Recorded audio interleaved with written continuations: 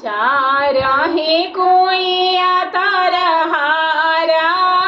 हरि धूपजिया रे ताहवा आपन पापा करे आसना न हो अरे ताहवा आपन चाचा करे आसना न हो अरे जहवा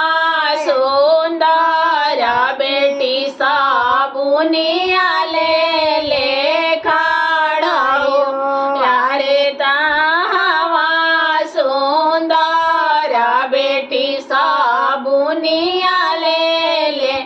खड़ा हो केकरा ऐसन सुंदर पापा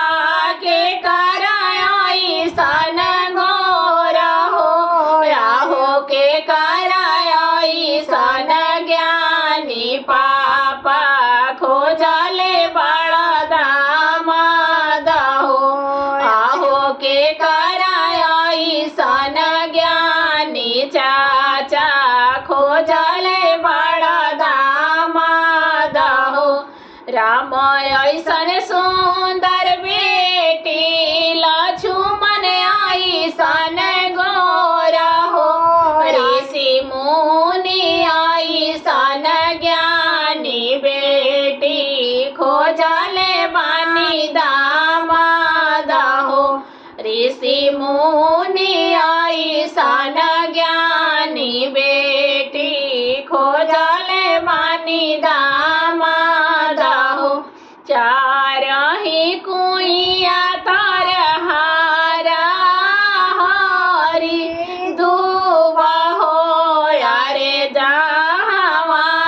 आपन भैया करे आसना न हो आहे जहवा आपन भैया